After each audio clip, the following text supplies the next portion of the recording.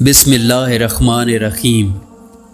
تفسیر روح المعانی میں بروایت حاکم حضرت علی اور حضرت ابن عباس اور حضرت عبداللہ بن مسعود سے یہ وضاحت بیان کی گئی کہ ایک دفعہ حضرت عزیر علیہ السلام کا گزر ایک بستی پر ہوا جو اپنی چھتوں پر اوندھی گری پڑی تھی اور سب انسان مرے پڑے تھے۔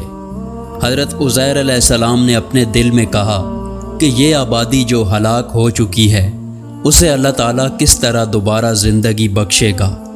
اس سوال کے یہ معنی نہ تھے کہ حضرت عزیر علیہ السلام حیات بعد الموت کے منکر تھے یا انہیں اس میں شک و شبہ تھا، بلکہ وہ حقیقت کا عین مشاہدہ چاہتے تھے جیسا کہ انبیاء کرام کو کروایا جاتا ہے۔ حضرت عزیر علیہ السلام کے اس خیال پر اللہ تعالیٰ نے ان کی روح قبض کر لی اور وہ پورے 100 برس تک مردہ پڑے رہے۔ پھر اللہ تعالیٰ نے انہیں دوبارہ زندگی بخشی اور ان سے پوچھا کہ بتاؤ کتنی مدت پڑے رہے ہو؟ حضرت عزیر علیہ السلام نے فرمایا 1 دن یا اس سے بھی کچھ کم۔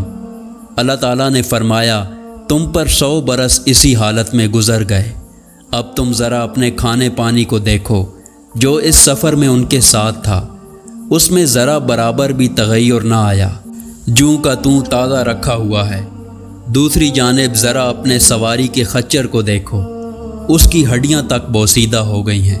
پھر اللہ تعالیٰ نے حضرت عزیر علیہ السلام سے فرمایا یہ ہم نے اس لیے کیا ہے کہ ہم آپ کو لوگوں کے لیے ایک نشانی بنا دینا چاہتے ہیں، یعنی ایک ایسے شخص کا زندہ پلٹ آنا جسے دنیا 100 برس پہلے مردہ سمجھ چکی تھی، خود اس کو اپنے ہم اثروں میں ایک جیتی جاگتی نشانی بنا دینے کے لیے کافی تھا۔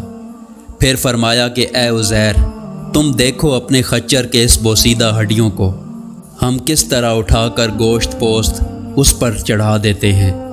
چنانچہ آنن فانن خچر زندہ ہو کر سامنے آ گیا۔ یہ دیکھ کر حضرت عزیر علیہ السلام نے کہا میں کامل یقین رکھتا ہوں اللہ تعالیٰ ہر چیز پر قادر ہے۔ سبحان اللہ۔ اس قسم کی مزید ویڈیو دیکھنے کے لیے ہمارے چینل کو سبسکرائب کریں۔ شکریہ۔